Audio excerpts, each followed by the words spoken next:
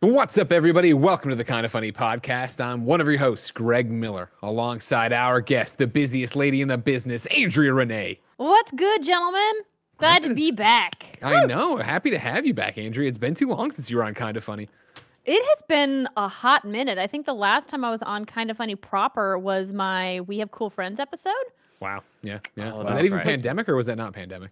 That was pandemic, right? That was pre-pandemic. That was the week that I left. You're right. So Jeez September Louise. 2019. Wow. I was We had going a to lot guess it was Game of Thrones in review. Well, I wasn't on that show though. I just submitted videos. No, you No, were no. on Game of Thrones. You're You talking weren't about on Lord of the Rings. Oh, Lord of the Rings. I am thinking about Lord of the Rings. Oh my Is that god, a when, lot? It's the when they're was Game- generically the same. when was Game of Thrones? No, Game of Thrones was when I was in San April or Francisco May? still. Mm-hmm. Because I had handwritten notes. April or May? Yeah. For what year? 2019. This It was 2019. Endgame year. 18. Endgame year. What a year that was, you know? Yeah. What a year. What's new? What's been happening, Andrea? What's good? Well, what's good? Well, we're just kind of keeping the train rolling at What's Good Games. I've been streaming a few times a week, which has been fun.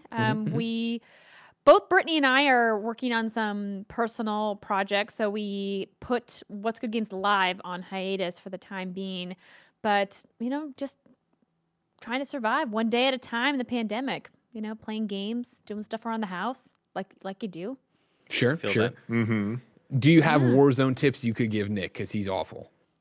Some Warzone tips. Well, generally you want to keep moving. I know sometimes you get the temptation to want to just find a room and hang out there. But if you keep moving, you Don't can do that, usually Nick. survive. This guy does. Oh no, this guy does. Who's where? Who's where? This guy likes to do that. Sit It's Yeah, a nice legitimate to move it, strategy. move it. Camping's easy. All right, you get in there, you get in the bathtub, and you wait. Then you let the fight come to you. It's the true. heads. I mean, you can do that. That is a legitimate strategy, but I don't think it's very fun to watch, particularly. It's for cowards. I'm not Thank out- you, see, Andrea. that's the Thank thing. you. I'm sorry, I'm not out there to win. Or I'm sorry, I'm not out there to entertain. Yeah, I'm you're out there to not. win. I'm out there to win. I'm not out there to entertain. If I get You a gotta good have gun, your stream Warzone strategy, and then you got to have your off-stream Warzone strategy. see, my Warzone strategy is the same each time. Just don't have them on the hard drive and don't play it. You know what I mean? That's my Yeah. strategy. You know what I'm talking about? How about that Division, Andrea? I saw you back on that train with me. Oh, I'm back in hard on Hell the yeah. Division. Yeah, I was playing. I had a long session with Khalif Adams from I saw Spawn that. on Me on Saturday night, and a couple of the members of the Agents of WGG clan. We did the summit. Have you guys done the summit Love yet? the summit. Oh, I love the summit. Yeah, so we made it to floor 31 in a single sitting. Nice. It's just a slog. It A lot of feels stairs.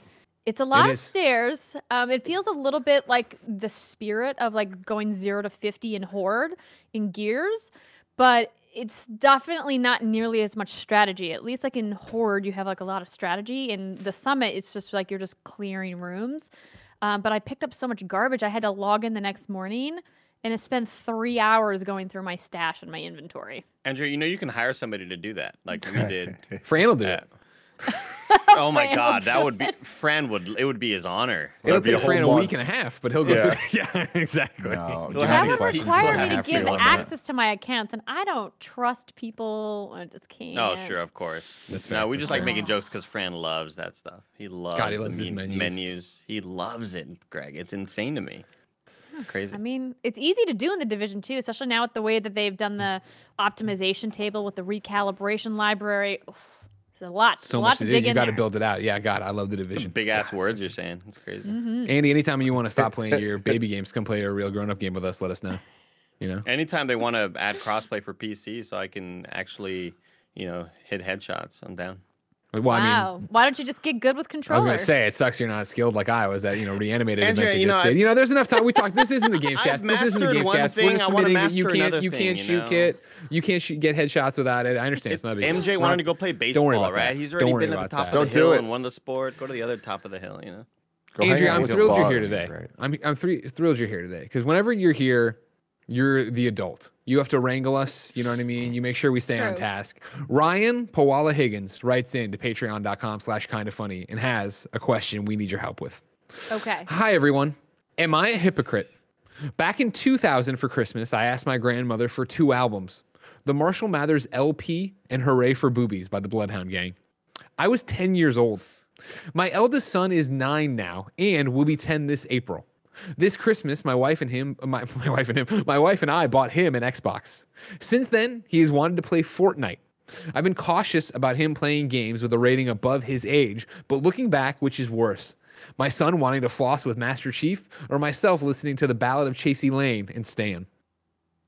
I feel like Tim needs to kick this off. I mean, dude, hey, first off, just like you know your kid better than anyone else does. Like, I don't think you're being a hypocrite at all. I feel like you might have learned from your life and having your experiences, but at the same time, you turned out fine. And if you didn't turn out fine, then you know what? Keep going the way you're going. If you didn't turn out fine, your kid's fucked anyway. So it doesn't Over. That's the thing, You got no one to look up to. You're a psychopath. Your kid's probably not going to be, too straight and narrow. There has to be some level of oversight, and like again, there just needs to be communication, understanding with this kid of like what's good or bad for them. But I think at the end of the day, like completely hiding them from the world is like that's not gonna go well for anybody, especially you. If you tell a kid they can't play Fortnite, guess what that kid's gonna do? It's gonna play Fortnite. That's how that works. Ew. You know, But let 'em Fortnite's so play kid Fortnite. friendly. Like, I don't understand why the hesitation for a 10-year-old with Fortnite, unless her son's like much younger than that. I don't know. Well, And you but- also got to keep in mind that he probably wants to play Fortnite because he's watching a lot of YouTubers and streamers do it. and they're racists. And I wasn't mean, gonna go that far. Some I was of gonna them s- are, I guess. I was gonna say, Really kinda- and a lot of Kinda them are paint like a us. different They picture got, here, Greg. they've got potty mouths, just like we Sure. do when we stream. So like, what hasn't he heard? Come on, let's be honest, dude. Kid's probably out there doing heroin every day. If you think Yeah. about it. Damn. Yeah. You think he's I doing mean, heroin or he's come selling it? 'Cause I feel like this kid's too smart to do it. You don't taste He's not what you tasting sell. the Or merch. what He's is not it? tasting the merch. No, yeah. Yeah, Don't- that's the What is saying, it, Nick, Tim? you What's the got it. saying? What's You the don't saying? taste what you sell. Yep. Don't sample it. Don't eat where you The shit. Don't get infamous high drug- off your own supply. Own supply. That's what I'm think thinking. you were Thank going you. for. That's exactly what I was Yeah, going but for. don't Here's taste what happened, what you Tim. sell. That was on level. That was on like floor 20. I walked into the lobby and I was like, "This is good enough. This is good enough." Yeah. I'm just I'll start stop spreading here. the pain around here. Nick hasn't been on camera today either. I haven't. There's no I haven't. excuses for this. This is the problem. I feel like I'm not warmed up yet. Maybe Sure. I got to get up Sure. and stretch a little bit. I'm used to now, before this podcast happens, being on camera for 3 hours streaming with Andy and Mike, and it usually goes pretty positively, with the exception of yesterday. Yeah, you got yelled at yesterday. Somebody got to put you in your place. I got scolded yesterday for being too verbal, Andrea, in one of the games. I was trying to help Andy out, and thankfully the internet has the ability to clip things out, so that Andy could, instead of putting it my way and say, "Hey Nick, here's a learning experience for you. Maybe just shut up a little bit when you're 2-on-1, when Andy's trying to go up a staircase and he knows there's 2 people on the roof. Just shut up." But instead of Andy doing that, he did it the way I probably would have done it. Just blast it on Twitter and Yeah, Kevin, make can we me- watch that? Can we watch that clip make me together? feel super bad Can you about prep myself. I think that sounds like a lovely idea, Greg. Because it was one of those things where this got shown today, or we talked about this during the stream today. Of course, the fallout from this, the fact that Nick had to get taken out a peg, and then this led to the conversation and the reminiscing of the infamous Andrea Renee Overcooked incident at Kind of Funny HQ. Oh no. Greg had to Andrew, bring we that talked We up. don't talk about We that. talked don't about talk how that. scared we were, Andrea. Like I was Everyone so was scared. So scared. I don't know what it is about Overcooked, man, but it fucking does it. It just does it. That's the only game in the last year that broke me, and that was It's months ago. forced cooperation that is also in competition. That's what it is. Yes. All right, hold on. We got the clip pulled up here. Kevin's got it going. Hold on, Let's hold see on. what There's a little thing I had to change in here because it's stupid. I was gonna do a bunch of ad libbing anyway, so it was gonna be fine. Yeah, I we're mean, feeling. Yeah, I was gonna keep Now- going until I know you're ready. What hurts most jazz. about this is Sure. how loud and on Andy's side Snowbike Mike laughs. That's what really hurts, because he's when you know usually you fucked up. Switzerland. He's usually neutral, but he's I can not. feel the He- Nick like, hatred coming from Snowbike Nick, Mike. Like, it's I didn't cathartic want to for bring him. this up, but now we're talking about it. I don't think he likes you. He makes fun of you a lot. I don't think he does either. I think he's really nice to me because he fears me at this point, and then eventually, when he realizes not. his stature in the group is much stronger than he thinks it is, the truth will come out. You're starting to see little pegs of it here. I'm kidding, of course. I love Snowbike Mike. We're ready to. No, we're talking about him not liking you. Okay, here we go. It's Yeah, cropped to the top a bit, Kevin. It is. You don't really need to see People it. have seen the top of Nick's It's head. They know what totally, it's like. it's totally fine. It's You just need cropped to hear because it. this is like my catch-all. I'm just gonna play it. That's fine. You might get. Oh no. How did Andy, get up there and help him. What? Andy, get up there and help him. Andy, get up there. Rooftop, right? I'd say he's hiding right outside the thing. And his boy's dropping in. Get out of there. Get out of there. Get out of there. No, he's right behind you, Andy. Oh, I can see him, Nick. Shut up. Shut the fuck up. Now, see, here's the thing. I gave him the call. Get out of there. And Andy said, no, I can take two guys on. I can take two guys on with a fucking silent shotgun. And I'm not saying that I expected more from you on this, but I make the point in the video where Nick goes, Andy, I was telling you not to go up there. Yeah, the video goes longer, doesn't it? The video goes longer because I show that Sorry, 2 steps away from the fucking exit. Nick goes, oh, he's dropping. His friend's dropping on you. Like Andy, it was not. Andy, I really feel like if you listened to him and just stopped when he said, you probably would have survived. Yeah, play it back. Let's see. Let's watch it in its entirety. And the sad thing is we could never play Warzone again now because of this. We've been banned from the sport. It's not like we had 8 more matches after that. That was super fun. Look at Mike. Look at Mike's face. Look at Mike's face. He loves it. Andy's just embarrassed because that guy took his gun away from him and beat him over the head with it. I got beat down. He said, shut the fuck up. You know what? I'm dead silent the rest of the game. Good luck in the goosh. You better not. Good luck in the goosh. Good luck in the goosh. You know it's hard enough to hear shit in this game. I'm trying to tell you, don't come out the door because it's 2-on-1. Andy, get up there and help him. What? Andy, get up there and help him. That's it. Get up there. Just rooftop, right? I'd say he's hiding right outside. Playing. We don't need to boys launch jumping in. it a Get out of there. second Get out of time. there. Get out of there. No, he's right behind you, Andy. I'm trying to tell you, don't come out the door because it's 2-on-1. And you're like, don't worry about it. I'm just gonna hand this man my shotgun. We don't have to keep watching this. Fucking head with a butt. I'm already up there, and you're like, oh, his friend's jumping in. His boy's dropping in. Get out of there. Get out of there. Get out of there. No, he's right behind you, Andy. Do you see that? I mean, do you see that call out from me? He had a split second. That's all you need in Warzone. Yeah, a split second. You're the guy yelling for 5 minutes for help, and then the guy shows up. You're like, it's on fire. Is this where I need to remember guys that you can mute individual users in Discord? So if you don't want to hear Nick, you just put that little user volume, slide it all the way to the left. Boom, problem solved. Andrea, no, we're well aware because when we've been trying to get wins in the past, I'm not. Kevin, this isn't I'm not trying to shit on you right here. Man, the area of grievances happening right here. I'm not trying to shit on you here. No, we've talked about it on the shows before where I'll lower Kevin's volume very, very, very low because he's talking to chat. He's trying to talk to chat. Yeah. But also there's 5 people left and I'm trying to fucking hear everything and I really, really want to get this win. And and Kevin's talking to Ignacio Rojas about how Inca Cola is the best cola in the fucking world. And I'm just Kevin, shut up. I gotta hold on. I don't want to be mean about it, but I want to get the dub, Andy, I want to get the dub. I'm drinking Inca Cola right now. Yeah, how is it, Doc? Oh my God, it's so good. Good for the throat? Yeah, I'm feeling a lot stronger. All this animal blood. Good.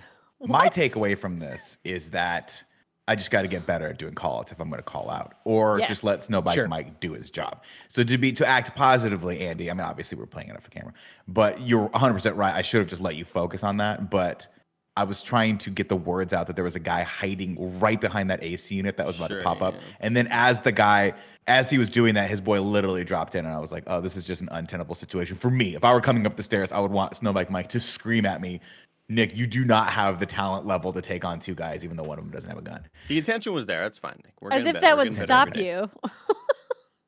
Yeah, Nick would wink at the camera and be like, I got this, and jump out there. The thing is, it's Rebirth also. That was the thing, too. Is like it's not like it's a normal Warzone game. It's respawn. It's just respawn. It was not worth it. I should just let Andy do what he's going to do, get a kill. Hey, man, this is why you get out there. This is practice for the big game. You know what I mean? I did tell Mike I want more shit talking. I like it. Which way? Both ways. I like when Nick ribs me for dying in some spots. There's been times where he's dead and then I get shot. He's like, "Oh, Andy, did you fucking were you even aiming at that guy?" It's that shit that I think is entertaining for the fans. Of course it is. It's super fun. We have fun. That kind of funny, man. I think that to answer Ryan's question before we move on, am I a hypocrite? Everybody danced around it. Yes, you're a huge fucking hypocrite. All right, let the kid play Fortnite. What are you talking about? I remember Ballad at Chasey Lane. I remember Stan. Yeah. You're being a hypocrite. And the problem is, of course, you're a parent. So you want to protect this kid. You want to keep him away from people like Greg Miller and the Grappler. Too bad. They're out there. And you need to start toughening this kid up and exposing them to them. Am I right, Tim? No. I just I mean, not standing you're with right that. in the sense that, like, let your kid play Fortnite because it's a game that has extensive parental controls where you can keep your kid safe in that game. Obviously, always be a vigilant parent in what your kid is consuming, but you're kind of a hypocrite in the sense that you wanted to consume explicit media as a kid, and now you're not allowing your kid, and now you've just essentially turned into your parents. And are you okay with that? And that's when the kid starts pulling away from you. They start rebelling. You don't want that. Look at Nick. That's not what you want. I think the bigger sin is that he wants to play Fortnite, not Warzone. It's sad. Yeah, it's real sad. Wait, dude. A lot of people call Fortnite that's the why gateway Will drug. Smith said though. parents just don't understand, Greg. you know. They really don't. Yeah, I'm sorry, Kevin. Just a question there. Now you said, look at Nick. Do you really want that? But like, is Nick the parent? Is Nick the rebelled child? He's the rebel Nick? kid. He's I'm the the one. kid He's the that one that rebelled. Lou and has Elena gone tried to stop astray. him from his dream of being a shadow boxer / marching band / me tell you this. kickboxer. Let me tell you this. In growing up, between me and Matt, I was definitely not the problem child. I was not the one getting the 90% of the attention. We've all worked and met with my brother before. Y'all know that growing up, he took 90% of Lana Scarpino's attention away. I could do whatever. I could have been killing people. My parents wouldn't have given a shit. They didn't care. Nick's But the I one that didn't. ends up That being the seems right. manager at a Hot Topic, just enabling all these kids to rebel against their parents, which I appreciate. Someone has to do it. I So, like appreciate it. selling in the spiked wallet with the chain, you know, like the chain that you would clip onto your belt loop. God, those are If you so swing it real cool, hard, dude. it can be a weapon. And they're like, Man, cool, this guy's nothing fucking cool. He nothing gets cool it. than having the like. I'll never forget, you know, when I first like kind of joined my first band, and the older dudes in the band, they had the thing that I still use to this day of, you know, like the mountain climber Carabiner, yeah. clip that you put on your, and I was like, wow, that's such a cool thing. Go ahead, Greg Miller from Kind of Funny. Thank you very much, Mr. Cortez. When you say the older guys in the band, what how old are you? Ballpark, how old are they? So me and my friend Javi are the same age. We were both freshmen in high school, Gotcha. and no, sophomores in high school, and the older guys are seniors in high school. Okay. Yeah. Well, because it was his older brother. It was his older brother and his older brother's friend, you know. So like we're the young cool kids, young kids in the group. Did you have a good vibe with these? This wasn't Ambulina, right? This is something. No, this is the first band I ever joined. Yeah, Yeah, I I mean, was it was gonna say, awesome. you guys can't come out and like hit a fucking banger like the Ambulina soundtrack that was. I mean, you got to build up to that. Similar to how you and Nick are building up a rapport in Warzone. Greg, I had to move on, you know, because the point, you know, the thing was I got a little too big for my britches. I was like, you know what? I want to be writing songs, and I don't feel like I have the freedom to be writing songs. I want to be in on a lot more of the writing process. Sure. I have all these like riffs written Thoughts? out. I have all these like songs and chord progressions and choruses and I didn't. Were they feel not like I open to was that? being Did they not know? allowed. Did they not want to collaborate? They didn't want the fresh blood. Because senior year, your goose is cooked. You know what I mean? You're either going to the military or college. You got to like start and bring up the next generation here. That's how it. Menudo works. That's how those this are your band two should work. options, It's the Greg. When we got to high school, is the 1970s. military or college. The 1960s. This kid's getting a crew cut or Yeah, but they were always the cool guys because they knew how to skateboard, and they always did everything cool. The guy in the band Rigo, there was urban myths about him because apparently he beat Contra in one go. Oh, wow, Apparently. yeah, wow. Yeah, it was always like he could just pick up a skateboard like, oh, I haven't like touched a skateboard in like 6 years. Kickflip, bam. It's like, God, Wow. that was the coolest, Wow. dude. Yeah. What a He Nick, was- you have something to add to this? Yeah, I'm not so much an ad, Greg, but I have something to add to my list of things you shouldn't do above 30. And I feel like the chain to the wallet is probably one of those. How do we feel about that? I would agree with that. I can concur with that. How do you feel about this? Is the other thing. I think I've got the two that are on the list above 30. There's three, but the third one There's really three. didn't make it. We don't care about There's the third one. three. So these are the other three, Andrea, that we need yay or nay on. Above 30, you can't skateboard anymore. Nay, you can skateboard above 30. Look at Tony Hawk. He's still skateboarding. No, Okay, but if you're not Tony Hawk, Just barely, barely. Nick says he's no, barely he doing doesn't. 720s. He's barely doing 720s anymore. thank you, Right, Nick. Tim? Thank you. I listen sometimes. No, I am more impressed with you than I've ever been. Andrew, I talked to Nick last week about Tony Hawk struggling to do a 720, and Nick somehow remembered that. That's That is- wild. Nick can never Come on, remember a thing guys. in the podcast we're in. He remembered, wow, this is insane. Why did he remember it? Because Tony Hawk like embarrassed him one time, and now he's his fucking enemy. He's on the list. No. Tony Hawk did not embarrass me. You're right. I embarrassed myself You're in right. front of Tony Hawk. That's a big difference. Okay. So for Tony Hawk to embarrass me, that would mean that Tony Hawk would have had to take an interest in what was happening for that 15 minutes we were on the E3 stage. He did not. He was engaged with Tim for the 10 minutes or 15 minutes that Tim had questions. And then when I was interjecting, was somewhere else, man. He was in a happy place. I love how Okay, this so- podcast is just talk to our guest about the things that we've talked about. Hey, we want Andrea's opinion I on it, love right? it. We'll I get to love it. Andrea's stuff in a second. The other one you fine. can't do over 30, Andrea, is wear a backward baseball cap. Ooh, That's a see, tough- she's conflicted That's a on tough this one. one. I Yeah? am conflicted. I think my gut reaction is yay, I agree with that, but at the same time it's like whatever. If people want to wear hats the way they want to wear hats, let them wear hats. You know what I mean? Well, sure, Andrea? no, Maybe- you're allowed to may- live your life. You can go live your life, but this is just saying you look dumb that way. You're raking mean, yeah. leaves. Maybe you got a backwards hat. You know, it's sweaty. Maybe you got not like doing you put the anything. paper It's not towel doing between you and the anything. hat, or you know. You're an adult. Use the hat for its intended purpose to keep the It's- sun out of your eyes. Nick, it's And then holding. I mean, that second is hair what back. its Keep your hair purpose out of your is. eyes. No, Yeah. but it's holding your hair back if you have long hair. Andrew, you must know about this. Come on. I is Kevin's literally first-person never wear perspective. hats backwards ever. What about Well, hats without You would brims? look cool though. See, here's Yeah. the thing. I think that there is a difference between Andrea, go men get and a women hat. with Go get a hats. hat. Let's see. Oh, I just happen to have a What's Good Games hat Oh, right here. where can I get that if I wanted that? You can't. It was a limited edition. They're Okay, sold well, out. It's okay. We don't sell this hat anymore either. Apparently, We so do it's have okay. a different What's Good Games hat in what'sgoodgames.com/store that has our same logo, but the purple brim was a special edition that we sold our first year, which we had to custom make. And they're very That's cool. expensive unless you're buying like 1,000 of them, and then you have to buy 1,000 of them and then resell them. So we did a small batch. know how But that all right, anyway, so give it to us So- both ways. Give me normal. Give me normal first. okay. Bill So this forward. is. Hold on. Let me. Yeah, we're gonna mess up your hair too. Sorry. Yeah. Let me just put open. it. Yeah, make there you it- go. Let me. Your hair looks fantastic right now, so let's not mess Yeah. that Okay. up. So. See, yeah, that's great. That Andrea's looks ready for amazing. anything here. Right. It Ready look, to go. honestly, Andrea, Sun's not getting in her eyes. the vibe I'm getting, you are undercover in Marvel. You are Yeah, an for Agent sure, of Shield for right sure. now. That's not what I'm getting. What I'm She's getting given is me owner's box NFL game, right? Ooh, The camera yes, I pans like up this. and she's there with a cocktail. Drake's back there doing whatever he's doing back there, and she's just like, Yeah.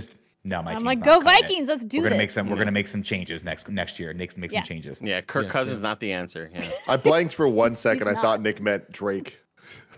Like the singer. No, And I'm like, huh. You mean Oh, Drake wow. from State I Farm? mean, I'll take it. You know what? I was very much Drake. The singer was behind Me her too. doing whatever he does, and I'm like, all right, yeah, I think we know 'Cause, what like, Drake does, Nick. But okay. I've never called John Drake Drake. It's always John Drake. Yeah. He has that name, and you need the first and last. Yeah. To me, Nick was just like, what's the celebrity in my head right now? Drake. He's behind him doing Yeah. celebrity things. It's very telling to me that I put John Drake above Drake. Apparently, in my brain.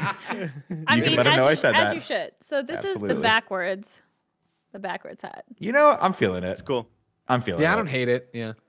But All I'm right, take it above off the 30, list. so do Greg, I look take it off the stupid? list. No, you Well, look maybe cool. maybe Also, your hair is out of your face. Awesome. maybe it's also this could all come down to Nick projecting his own image of what he thinks he can't do, where he can't Of wear course. yeah, okay. Greg, of course this is. Any criticism I have of people over 30 are things that I don't feel confident in doing. Well, here's the final one, course Andrea. And that I don't is. think Okay. he's ever reached for this, but the final one is that you can't DJ above 30. Oh, disagree. Nay. You can absolutely DJ above 30. Now, Nick, can Nick, you start was that one of your DJing dreams? after Nick, 30? Did you want to be a DJ and then you So, crossed that Andrea, line? let me thought ask you this question. Your friend who's 34 comes to you and says, hey, I need you to come to this club right now. And you go, why? And they go, because I'm dropping my first ever DJ set. Do you think I'm super excited for my friend, or do you think, Too late. how many Too times am I late. going to have to do this before they give it See, up and go back to a unlike different you, hobby? Nick, I like going places to support my friends. So I would be happy to Good go point. to the club. And I It's 'cause I have guess a I'm- long love with electronic music. Back in my day, we called it house music. And now it's called EDM now. But I mean, I love electronica, so I would be there. I would be there for sure. Okay. And then you So get I don't there mean to and like it's burst and they your take out- bubble of and you they take out wanting their me to be a iPod. bad person. You get there, they take out their iPod, but it's like an iPod from like 2003 because that's what's cool. And they're little like, mini one. yeah, here's how it's gonna go. And they hit play, and they're just like, around the world, around the Yeah. world. I mean, That's you a picked jam, a though, come goodie. on. You picked That's a fucking good good. one. I'm kind of selling myself on this right now. I'm like, I would fucking. Nick, Nick, there Hey, would let's be do no- Molly. Nick, There would be no- babe, do we got that iPod still? Fucking Molly. There would be no yeah. Hey, greater let's all do redemption volley story in the together. world if it just like COVID ends and 3 weeks into it. Nick's just like, hey, can you come to my first DJ set? This one goes out to Andrea Renee, who gave me the courage to believe in myself. Around the world. DJ 720 doing what Tony Hawk can't. I love it. Oh man, no, you know how stupid I am. It would be DJ 730 just to have it one up on Tony Hawk. like a little bit farther than the 720. Greg, Jesus Christ, Andy says. Greg, it is I right. was running a little bit late today, and I apologize to all of the crew. I apologize You're to the audience. literally running, too. Yeah, I actually ran back from the store, and as I was running, I was just thinking, God, I'm so much faster than Greg. Like It's not possible. I could feel the speed It's not possible. as my legs were moving down this concrete, sidewalk. You know what? Blazing down the street. Go ahead. I'm tired of this argument. I want to put money on this. I would bet money that Andy is faster than Greg. $10 right now on You the should table. put 300. Fine.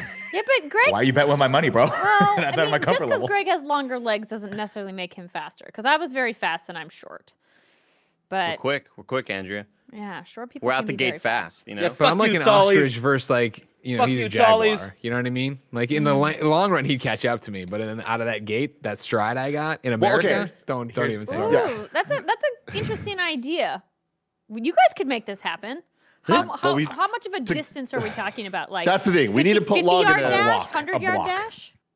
A city 1 block. mile. It needs to be a mile. Oh, That's no a way. race. A That's, mile? no, we're talking That's about not a sprints here. sprint. We're talking about sprints. Don't I do mean, 1 mile. I hate it when he makes a point and he thinks he's fucking nailed it. And he drinks his little Lacroix. Yeah, No, you yeah, fucking make a nailed you. point He there. just nailed you. Look at him I do it did. again. I'm fucking on his He's, side yeah, now. he's building thank to you. something, guys. Thank He's you. building to something. Because none of you could beat Cool Greg. That's what the challenge is. That's at not the the end of the argument. day. That's Oh, not is the that was Cool it. Greg like a Understand. secret fast person? Oh, He's Cool extremely Greg's fast. Fastest Greg person to actually get his works household. out. Cops have only caught him By once. far. So now we have this Peloton, and now Cool Greg's been running it every day. But his goal, unlike mine's get somewhat healthier. Do something. Cool Greg's is be the fucking fastest man in the goddamn bless world. him. He got his mile down to 6:30 right Jesus. now. That's great. That's Yeah. great. The And way it's, that I ran a Peloton's mile. running. destroyed. Is the Gee, Peloton So it's called biking or Tread, running? Peloton It's a Tread, tread. and then there's the bike. They have both. Yeah. Are you still working on? Are you still using that thing, Tim? Were you not on Every this day. podcast where we talked Nice, about the dude. treadmill? I just thought it was the bike. I don't know why. I just always thought it was the bike. Well, the bike No, is it's a more tread. popular. The treadmill was not. It was like on like back order for a really long time. So you couldn't really get the treadmill, but you can use the Peloton app if you have the bike to use their program on any treadmill, which is kind of nice. Man, This is that's what we fucking do. Sick. That's an insanely fast mile. Like that is ridiculous. That's nearly sprinting the whole way. It Well, I is. mean, a six. It is. Greg. I mean, a 6-minute mile is pretty standard for anybody who does any kind of athletic running. Yeah, if you're athletic. I wouldn't call That's 6 Andrew, I haven't left this standard desk in 4 days. because so we got Hunter Pence's mile time, which what was it, Kev? Oh, Jesus Christ, probably I 30 think you seconds. said in. 5 minutes, 30 seconds. Yeah, That's see? Shit. insane. Yeah. But Hunter's also like, like, What do you mean? standard. Like that? Four. Yeah, that's Standard. not, see, that's like that's where a minute difference is so big at that point. You're talking about like what? Well, 20%? okay, But so I mean, the that's- difference is that also to like me is over what I would distance? expect from a professional athlete, right? Like 6 minutes 30 seconds is a fast mile, right? But like I said, like the benchmark is like a 6-minute mile is like a standard fast mile for running. See, for I me, just didn't it boils expect that down from to Cool Greg. I didn't expect that from Cool Greg. Like when I was running on the treadmill and going to the gym often right before quarantine hit around November, December, my fastest mile, I got it down to like 8:30, something like that. Like it was, and I was going, I was fucking hauling, and I just don't have the endurance for it. You know, my asthma, and it's also winter. Go ahead, Nick. There's a lot of excuses there that we'll unpack in a second, Andy. But I also want to, I think the big question for me is how many miles do I have to run?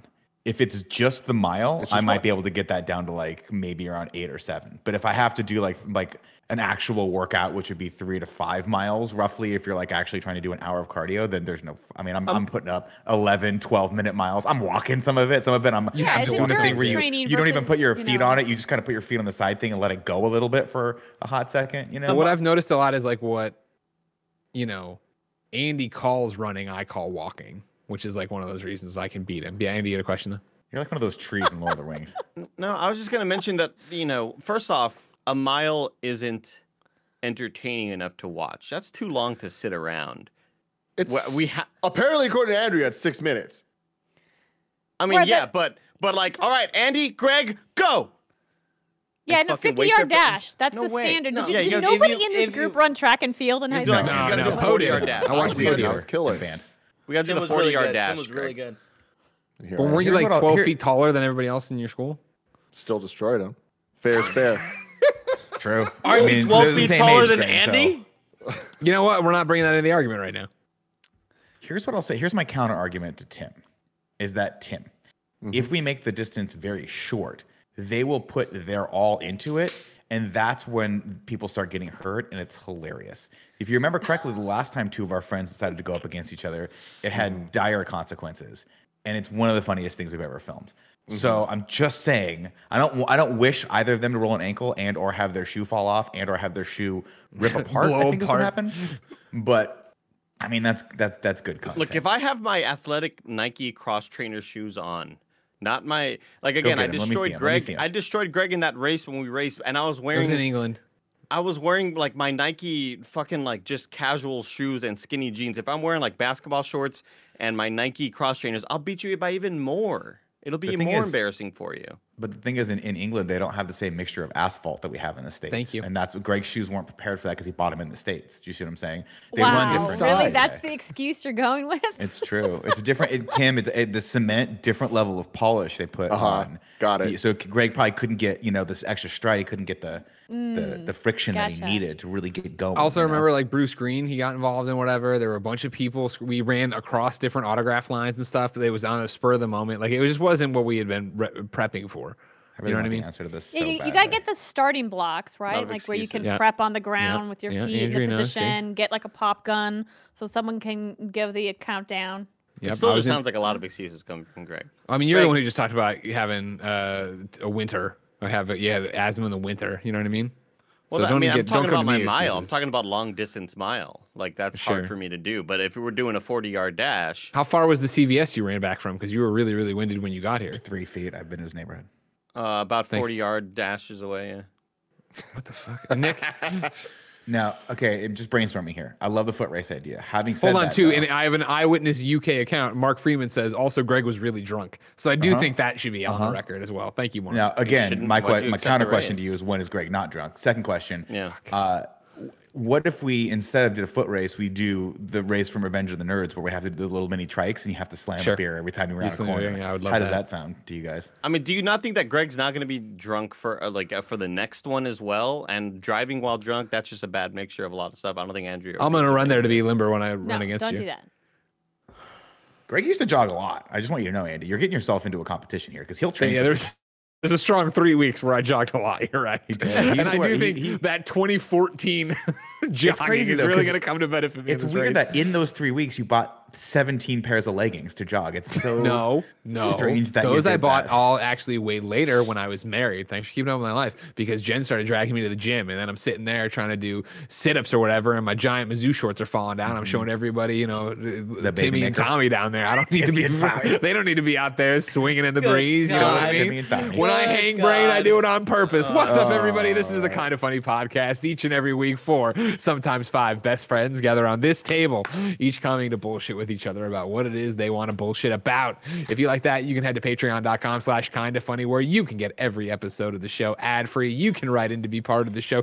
You can get it with the exclusive post show we do, and so much more. Of course, we couldn't do it without you, but if you have no bucks tossed our way, it's no big deal. You can get every episode, youtube.com/kindafunny, roosterteeth.com, and podcast services twice a week around the globe. I got there in the end for you, Andy. Sorry.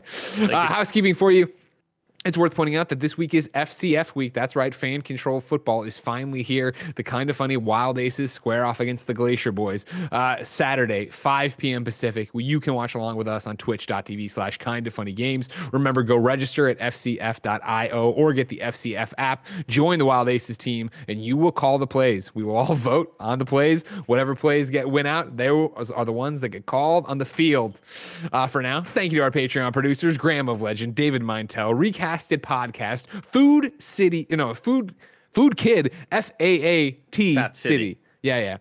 Joy, Joseph O. Youssef, Aaron, not Aaron, Willie D. Billums, Alexander Knoxel, Julian the Gluten-Free Gamer, Danny Rodriguez, Javi Rodriguez, King Vin, Tyler Wodan, Corey Walderstead, Devin Holbrook, James Davis, a.k.a. at James Davis Makes, Greg with 2 G's in the back and 2 G's in the front, the nanobiologist, DJ Kento, who was very offended when we reignited the argument that if you're over 30, you can't DJ. Nick, just so you know. Oh, yeah. I mean, some eggs have to be broken if you want to make an omelet. As if You wanna make an omelet? cares. Ricky L. Wenger, Caesar Palafox, Devin Carter, Steve Powers, Mark Freeman, Andrew C., Pizza Burgers, Ryan Trimble, Kieran O'Donnell, and Keith A. Lewis. That's a good. I love username. usernames so much. I Like love pizza they'll never burgers. not be funny. Like it's like it's been how long since AOL keywords have been a thing, and yet somehow these damn usernames, there's still some out there that get me every And day. it's not even necessarily usernames, Tim, because Pizza Burgers is his given name. Yeah, but for the Oh, final right. for the final The 20 Massachusetts minutes Pizza Burgers. for the final 20 minutes of today's stream, Greg and Snowbike Mike read names of people that donated to this charity that Jim Lee wanted to donate to for this thing that they're doing with Greg did an live Oreo oration. It was a nice big event, very very very adorable. Then Greg and Mike read names for 20 minutes that weren't usernames, just names, and were wheeze laughing as if they had been fucking smoking weed for the last hour. Like these guys were Psychos. laughing at just regular names, and it was some of the most entertaining content we've ever put out. God, the bar is so low, so impossibly low. Hey, man, I we mean, came I off wasn't that gonna stream. say it. But It all went downhill, Andrew, after you left. Fine, then. Today we're brought to you by MeUndies and Keeps, and while I'm at it, let me tell you about those sponsors. This episode of the Kinda Funny podcast is brought to you by MeUndies. Let's talk about love again. Yes, we are doing it. If there's one thing that got us through the past year, other than that video of Dogface vibing to Fleetwood Mac, it is love. And that means getting extra cheesy for Valentine's Day is okay. We'll allow it. Despite everything, we found new ways to match our daily lives together with the ones we love most. That's why MeUndies released their Valentine's Day collection in undies, loungewear, and more, so you and your Valentine can match through it all. Show that special someone you care and say those 3 magic words everyone wants to hear. Match my undies. And if you're single, no problem. Show yourself some love in something that makes you feel amazing, because you deserve that. Greg, why are you laughing? You might say, well, this is our second attempt at this ad, and I flubbed up the first time, and it's just me and Kevin are slap happy. And the reason I can do that is because MeUndies has been supporting us forever. Honestly, I think years and years and years at this point, to the point that we all honestly legitimately love MeUndies. They're the only underwear I wear. You know, Tim wears not only their underwear, their lounge pants, and their shirts. He probably has something else that I'm forgetting about. MeUndies is fantastic. And so I feel fine laughing in this ad because they've been great sponsors forever. And you should know that by now, that you should go get these underwear because they're fantastic and they're great. MeUndies are made with sustainable, breathable, softer than the soft fabric. And if they're from XS to 4XL. There's a MeUndies membership that gives you and your boo a new pair of undies or socks every month. Members get discounted pricing on everything MeUndies makes, as well as early access to their major print launches. MeUndies has a great offer for my listeners. For any first-time purchasers, you get 15% off and free shipping. MeUndies also has their problem-free philosophy. If you're not satisfied with any product for any reason, they'll refund or exchange it, no caveats, no questions. To get 15% off your first order and free shipping, go to MeUndies.com/morning. That's MeUndies.com/morning. That was a treat for you people watching the video. If you're an audio listener, what is he talking about? You don't need to know. Don't worry about it. Up next in the sponsorship world is Keeps. 2 out of 3 men will experience some form of hair loss by the time they are 35. More than 50 million men in the U.S. suffer from male pattern baldness. There are only 2 FDA-approved medications that can prevent hair loss. Keeps offers them both. Keeps offers a simple, stress-free way to keep your hair. It's convenient virtual doctor consultations and medications delivered straight to your door every 3 months. You don't need to leave your home. It has low-cost treatments that start at just $10 per month, and Keeps offers generic versions that you get discreet packaging and proven results. Keeps has more 5-star reviews than any of its competitors, and prevention is key. Treatments can take 4 to 6 months to see results, so act fast. Of course, you know Nick and Andy had thinning hair. They reached out for help. You shouldn't be ashamed of this, right? That's what I think Keeps is so powerful about, and any sponsor like this, is that, hey, you can, understand this. You don't have to be embarrassed by it, and you can go get help. If you're ready to take action and prevent hair loss, go to keeps.com/morning. That's KEEPS.com/morning to receive your first month of treatment for free. That's keeps.com/morning to get your first month for free. KEEPS.com/morning. All right, Andrea, you think you're so special and awesome because you are. Mad Exposure, a.k.a. Madeline, writes in to patreon.com/kindafunny and says, firstly, Andrea, miss you on Kinda Funny content. My question is, what has been the most surprising thing in creating What's Good games? Also, what do you think you would do differently in your career if you were just joining the industry this year? Those are two really big questions. We got a really big show. Oh, man. This is gonna be a 5-hour interview. What was the most surprising thing about creating What's Good Games? Was that the question? The first Yep. one? I think one of the most surprising things for me was just how big our community got as fast as it did. Because I was convinced that it was going to grow really slowly, having been part of brand launches. It goes like one of two ways. Either it's like explosive overnight, or it is a slow burn. And there's really kind of not an in between. And we were kind of an in between, which was a weird place for me to be in, having worked on a lot of different brands. But it was a really rewarding thing as well, like getting so much community support out the gate. But having to maintain that community long term was a lot more work than I think I was prepared for. And that's why Brittany has been so amazing. Brittany Brombacher, my partner in crime, who runs kind of day-to-day operations with me. She really does a lot of the heavy lifting in our community department. But that was certainly a surprising thing for me. And the other question, what would I do differently in my career if I could go back?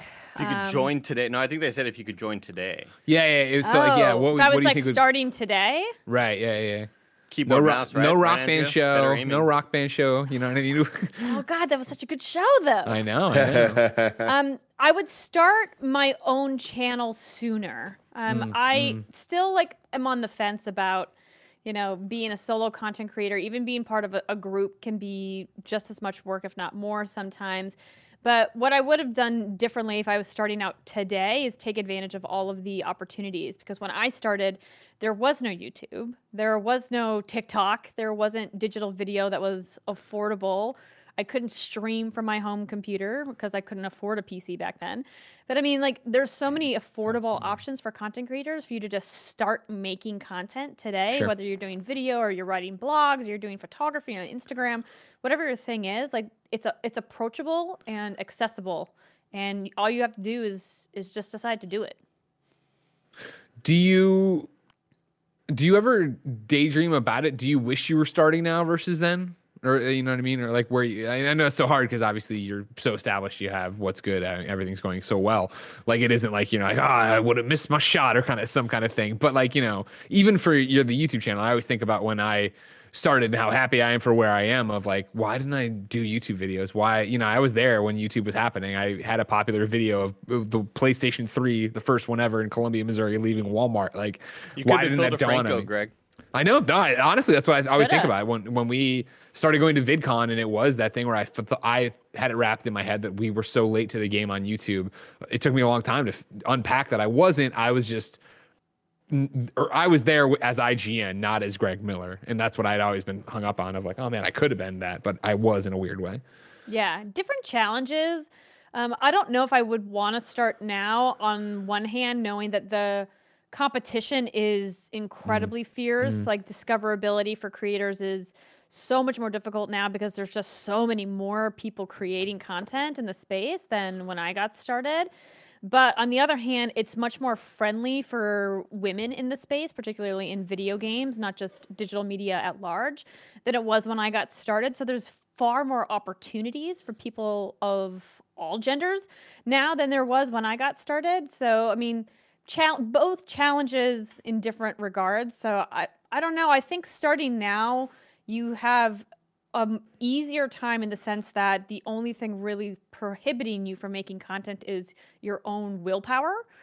Because we see people who stream at night, like Data Dave. I don't know if you guys have ever seen his show. He's a professor. He streams on Twitch. He's like a full-time teacher who streams on Twitch every night. And so he's got like a full day job and then streams because he just loves doing it. And that's possible today. And that wasn't possible when I got started. And it's just really all about like how much do you want it versus like the gates that were very firmly in place. Like, how do you get started at a broadcast network? Like what's the path to getting a job at like Entertainment Tonight or E Entertainment, Access Hollywood? Because that's what I was facing when I first got started in LA, like back in 2006 when I moved here. was like, okay, so I have to get an agent, but I don't have a reel. So how do I get a reel? Well, no one will hire me because I don't have any experience. So how do I get experience? And it's like, now you can just make your own shit. And then you can show them like, look at, this is my channel. This is what I did on my own. And I couldn't do that back then. So I don't know, maybe now would be the better time to start. Yeah. It's tough though, because you make your own shit and then all of a sudden then you have that, if you're really good at it and you're lucky, you have that moment where you go, maybe I can just work for myself forever. I don't need to necessarily worry about gatekeepers at a place like IGN and stuff like that, which is cool. It's so true with the discoverability, because there are so many incredible people on YouTube or Twitch doing super unique shit that just doesn't get seen because the algorithm just didn't pick it up that day. And it just feels like the lottery at some point. And you hope that they get found and you try to share their work. I had put out a thread a while back that was directed at everybody, but I directed it towards POC creators, right? And I wanted to put out a thread of like, hey, if you are the funny person in your group, learn how to edit. And I put out like this 4 sort of tweet thread, and I loved one of the replies because it was like, Andy, thank you so much for this. This is a million times better than learn to code, like what people tell people working in fast food that maybe are working minimum wage, and it's like, well, learn to code, and they just make it like seem so fucking easy, right? And I think there's so many people that want to get into the industry that have the talent for it. Or maybe you're just the funny person in your group where you're always making your friends laugh. You're the one who's always the one that's always cracking everybody up. Use that humor. Figure out a way to channel that into something. And editing is such an easy way to funnel that in. And in that thread, I had a bunch of people replying with a bunch of free softwares you can use. If you can't afford Adobe, here's all these alternatives you can use. If you're an artist, here's all these cheaper free alternatives you can use. Just to kind of make it easier for people out there. Go ahead, Nick. What if you are the funny person in your group and already know how to edit? You get hired at Kind of Funny. You're working for Kind of Funny. Boom. It's that simple. No, I completely agree with you, Andy. And that's the thing that's cool about now, right? It is that double-edged sword where there's so much more competition now, but there's also so many more opportunities to be a huge fan of someone. And I honestly think that's one of the things that I saw myself lacking when I was coming up, was that the people I was fans of, I was like, there's just no way I'm ever going to be able to work for them. I don't have like what it takes to network my way over to like working for like Kevin Smith, right? But now there's so many groups out there that are doing cool stuff that I would say the key for at least for myself, if I could go back and tell myself something, is like, dude, just experience as much as you possibly can of content creators out there, people who are making stuff that's cool. Figure out the thing you really can't live without, the thing you're like super passionate about, and then go try to work for that person or emulate what they're doing or help contribute to what they're doing to a degree, because that line between creator and person who's consuming that is so nebulous now that people can cross over and you can actually be of benefit and help that person to create stuff. And if it's like super good, the eyes will see it. People will see that shit. I mean, that's why I got my fucking face kind of through Kind of Funny. That's how people started to know who I was, because I saw people making stuff for Rooster Teeth and wasn't super ingrained in the Rooster Teeth community, but I was with Kind of Funny and saw all these like, artworks that Bernie and Gus were retweeting at the time. And I was like, I don't really see that a whole lot in the Kind of Funny community. Let me start to do that. And I'm not going to say I wasn't the only one. I know there other people were doing the same thing, but I knew that it was a way we to know all their names. Like that is exactly, the key difference. When I first saw you at RTX, it was like, oh shit, it's Andy Cortez. It's Maximum Cortez. Like that totally to me is like the modern getting in with. And it's like, it's pandering, but also it doesn't need to be if it's authentic. But you're also a fan, That's the thing, is like there is a level of authenticity. I just think that there has to be that authenticity. It can't just be shooting your shot. I think the term "shoot your shot" has gotten like overused to the point that it's like people need to stop and to take a little bit and think. It's like shoot the right shots always, but just shooting your shot. Not everybody deserves every opportunity at all times, and I think that is something that a lot of people can't wrap their head around. And Andrea, you said something that I thought was really interesting about the whole there being like a structure to get where you're trying to go. And it's like, I think that existed before and still does in the limited places that our industry kind of is available, whether it's an IGN, Rooster Teeth, or a GameSpot, any of the other Game Informer, the media sites. But when it comes to doing your own thing, it's like, if your goal is to become a Twitch streamer or a YouTuber because that is what you want to do for a living, and you're just going in like, well, this is what I want to do, it's like, man, you are in for a rude awakening, and it is going to be extremely, extremely difficult to do now compared to back in the day. Sure. Like, it is just insane. Like, everybody and their mom does it. So it's like, you're not special anymore just having a podcast. At the same time, anyone can have a podcast. So it's like, it's this weird level of, you need to be a little bit more patient and a little bit more strategic in 2021 about what you're doing, with who, when, why, all that stuff, because otherwise you're kind of just faking it. And in a way that it's not the fake it till you make it. You're just going to keep faking it, and it's going to put you in a really bad place, because the time of just doing it's enough is long gone. Yeah, and I think it's about the preparation for when the opportunity hits. I know one of my favorite sayings is, luck is when preparation meets opportunity. And if you see an opportunity but you're not prepared for it, and you, like you say, shoot your shot for that opportunity but you're not ready for it, and the people who are on the other side of that opportunity see you're not ready, you might not ever get that opportunity again, because you went for it when you clearly weren't ready for it. And so it's also about, self-analyzing, like, where you are at in your skill level for the particular thing you're going for. And if you feel confident enough with what you've accomplished so far, what you've created so far, to go for those opportunities, but always continuing to prepare for the opportunities that you haven't yet seen. And so it's a balance, for sure, of being able to spot those opportunities when they come, like Andy did, seeing, hey, like, I see these people, there's an opening for me in what I do, but he was clearly prepared for when that opportunity presented itself. And I see so many young creators now that just are not prepared and are shooting their shot. And I don't want to say they're wasting it, but some of them are. And it's a hard thing to kind of break to people, like, yo, you got to be careful about shooting those shots just willy-nilly, because you're not going to get unlimited shots to shoot. Yeah, it becomes white noise, right? It all drowns out, especially like you're saying, if it's somebody who's doing it over and over and over again and looking not desperate, but not prepared, right? And just doing it to every available outlet, person, whatever, then yeah, it becomes that thing of not an eye roll, but a dismissal, right? Because you can only dismiss someone so many times or whatever before it just becomes a knee-jerk reaction. I think there's also a level of like cultivating one's own talent that gets lost on a lot of people, right? Because you see a lot of these creators who pop early and they have something like specifically that really resonates with other people, and then you don't necessarily know how to get that, right? You don't necessarily know what you can contribute or what your art's going to be. And so, I think people would like look at us and be like, oh, you guys are obviously in an amazing position.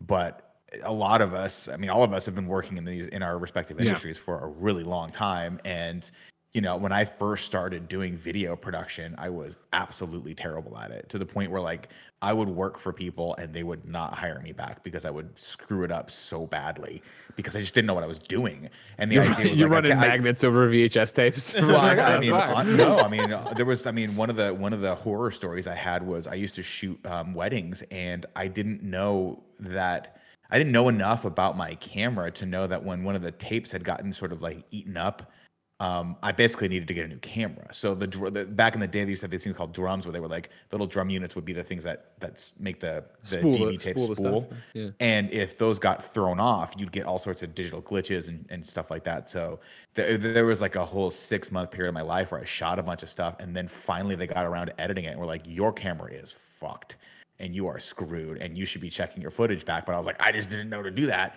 And so we had to give money back to people, and it was a whole rigmarole. But those are those moments where I'm like, wow, like I don't know that I was necessarily ready, but I had always been told fake it till you make it. So I was like, I'll just go out there with confidence and I'll figure it out. And to a degree, I think you have to have that. But at the same time, too, you have to realize where you're at, and you have to learn how to progress and how to learn and how to get out there and cut your teeth. If you're, if you're going to be a camera op, if you're going to be an editor, if you're going to be on-air talent, you have to know that you don't have everything you might necessarily need to reach it at that next level right now, but you can get it. It's just going to take some time.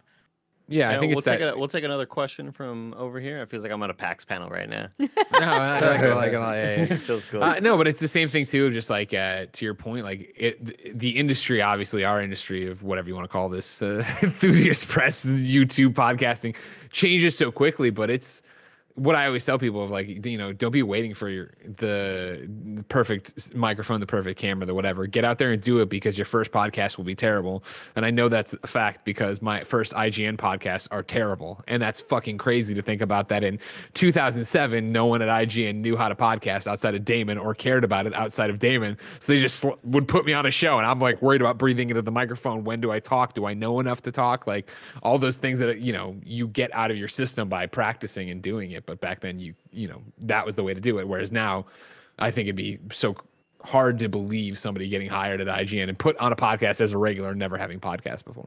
Well, I mean, that's the thing. It's not even just IGN. It's everybody. Everyone's life is it's social media, right? Like living. It's like you're on. Everyone has created a voice for themselves, whether or not they're in this industry. You know, it's like normal people have this other identity, which is essentially our podcast identities, right? It's based on who we are. It's like it's not fake. It is authentically us. But Nick's pretty you know, we don't necessarily always talk this beard. way to each other. I love DJs. But I do think that the one thing that hasn't changed for me when I look at Kind of Funny and I look at the people that we've hired, and when I think back to all of our experiences where I know where we've all been working and all people we've worked with, it is the combination of finding your niche, finding the thing that you're doing, and just do it, just like get the skills. Just doing that doesn't mean anything's going to happen, but that is a necessity. But on top of that, it's knowing what's out there and knowing what the options are, and you know, not just being able to do podcasts, but knowing what a podcast is and how podcasts change over time and how video changes over time and how all of the different things change over time. It's like you can't have just like levels of and blind spots these days, because you need to be able to do it all, and you need to know what everyone else is doing, and or at least have somebody to inform you on what everyone else is doing, or else you just get stuck in your ways and you're not really like keeping up, and it's going to bite you in the ass eventually, and it's not going to allow you to be able to adapt the next time that you need to change, because there's going to be 10 steps that you're behind. Have y'all ever had conversations with your relatives about your field, and they ask you questions and you just kind of like, oh, you're adorable, you know what I mean? Like have you ever all the time, like for example, when I was in game development, I would always have like uncle and aunts be like, I've got an app idea, and I'm like, well, I'm not really that, I'm not an engineer, I'm not a programmer, like I don't really do that, but fine, let's just like I'll entertain this because I just don't want to explain everything away, you know. But my dad recently, we were talking on the phone, and I started up a YouTube channel for all my Twitch VODs, and my dad was like, hey mijo, Nathan's always watching Nathan, my nephew, 10-year-old nephew, is like, Nathan's always watching, you know, these people play Fortnite and stuff and on YouTube. And hombre, Andy, these kids, they've got like 13 million views, man. Like, why don't you like play that game, you know?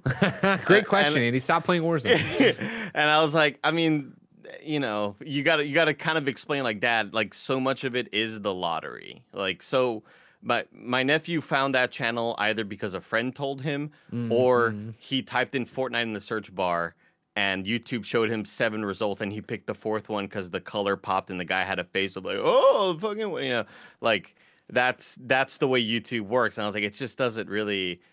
And I was like, plus I'm not really into that game. Like it would kind of be disingenuous of me to like try to make a Fortnite career out of this shit. I was like, but I told him about our friend Lannon Laserbeam, how he was a Madden streamer and played just Madden on YouTube, and then now is, you know, one of the biggest YouTubers in the world.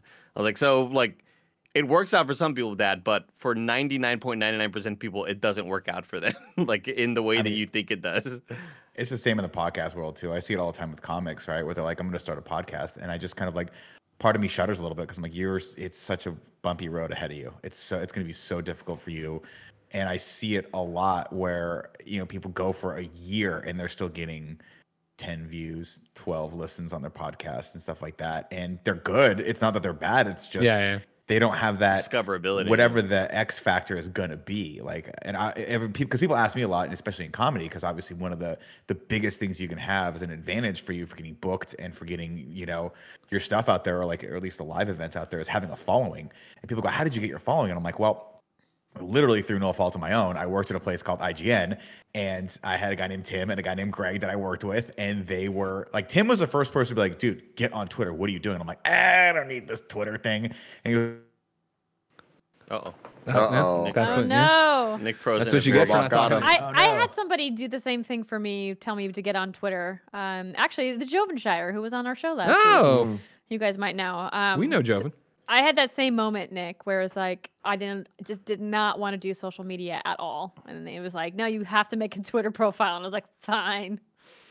Am I still frozen? Or is You're back. No, you're you're back. good. Okay, You're cool. good. Yeah, so like, but people would ask me, how did you do it? And I'm like, I had the benefit of coming from IGN, and that for me was the amplifier. That was the X factor, right? That was like getting on a TV show or getting on something where you could get recognition and people were coming back day to day. And I'll never take that for granted, the ability to actually like be making things that was on a front page of a site that got visited that many times a day. And that's basically how that goes. So when people go, how do I get more of a following? I go, well, the only thing I know is I guess you could go back in time and become friends with my buddy Ryan, who got me the job at IGN. And then when Greg starts talking, you should be like, that loudmouth belongs on camera. And then when Tim comes in and goes, hey, I know more than you, like you listen to him. And that's how it goes. That's how I got my following. Andrea, when you were on We Have Cool Friends last time, which was way too long ago, you talked, about feeling like you might transition to more lifestyle stuff. Like you might, I know you want to do what's good wine and stuff, which you have launched as an Instagram thing and all these other things. Where are you at now? Because I feel like since then, what's good's only gotten bigger. You know what I mean? You didn't have Ree at that time, right? You've added Ree since then. Well, we added Ree, but also lost Ree. So since then, because she works for G4 now, which we are very happy for her about. But I mean, I definitely still want to do lifestyle content. But I think what's hard for me, and the reason why I haven't been posting What's Good Wine stuff, even though I have 3 episodes that I've shot, I just haven't. I can't like bring myself to edit them. It's mostly because I don't enjoy editing. Is that it's tough, and I've talked with this about you guys many times about the constant exhaustion of being a content creator. It's like it feels like you can never actually take time off no matter what. It's like, oh, I have to be on Twitter, or I have to be posting something on TikTok, or I have to be posting something on Instagram. You're like a slave to the algorithms, and I think that that's such a tough part of being a content creator now. And part of my original vision of wanting to be an on-camera personality had nothing to do with social media, right? I grew up watching Mary Hart, and I wanted to just do what she did at the anchor desk at Entertainment Tonight. Like that was like the dream job.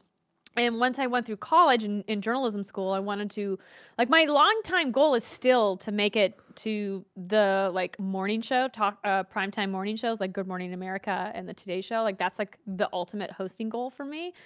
But it's like, is social media going to get me there? Do I have to be like a TikTok viral breakout star to get there? Do I have to have a big YouTube show to The get there? answer is yes. And Definitely. all of I mean, that. honestly, it is, but like it's tough because you don't know, because you see some success stories. Look at Hannah Hart, right? Like she made this huge show with My Drunk Kitchen on YouTube, and it got her the ability to do a show on network TV on Food Network. But her Food Network show flopped, right? Just like Grace Helbig's show on, was it Comedy Central flopped? Or was it It happens a lot to it. Yeah, I think Right, the but Epic like Mealtime guys had my something point like was that like even if you have like a huge career path in one field, it doesn't mean that you're going to be able to translate that to another field. For a bunch of reasons that I don't want to get into now about moving digital audiences and segmentation between cable markets. That's way too like jargony. But my point was, that was a lot. I just don't like, I don't know how much more I have in me to constantly give of myself publicly all the time. Like, I don't want to put my life on the internet every single waking hour that I'm on this earth, because I feel like I'm missing the moments that I'm in by being like, wait, let me get my camera out. Wait, let me like set the shot up and let's go do this thing over here. And then I spend the next like 30 minutes like editing it and coloring it and getting the right tags and making the post, and then I post it, and then I'm like in my phone replying to everybody, and then I've missed what's actually happening in front of me. You know what I mean? Andrea, Totally. here's the key to that: be alone like me. Like there's, You got just have nothing in your life, have and then nothing to, you won't to feel the attach void. to. I always think about when I went through my breakup like 2 years ago, and just thinking, man, I'm gonna be Twitch streaming a lot more. So like that's the upside, and I stay in my room and I barely walk outside, Andrea. And it's just, it's the way to live it. It's the ultimate, like, I'm in a content creator house. similar to the Yeah. 100 Thieves, you know? Donut Like, Brothers. It's I wake very up- similar. You, Barrett, and Lulu are very similar to 100 similar Thieves. content creator house. I wake up, I get on camera. Well, I wake up and then I do jumping jacks. I do 20 jumping jacks every morning. Everybody get the blood going, and then I get my little. I have a little bicycle under here, Andrea, a little pedal bike that I bought for under the desk, trying to Nice. improve my life. But it really is. I totally feel you, Andrea, because I feel that if I ever do get another girlfriend in the immediate future or in the next couple months or whatever, what I mean, there goes streaming like for quite a while. You know, pandemic. Let's act like everything's normal. Everything will kind of go to having a girlfriend, and now it's like, well, there are all these moments where I'll feel like you, where it's like, well, shit, I'm gonna miss out on this now. I have to, I'm gonna be in this relationship, and I have to care about this a lot more than I do getting on camera and playing a video game.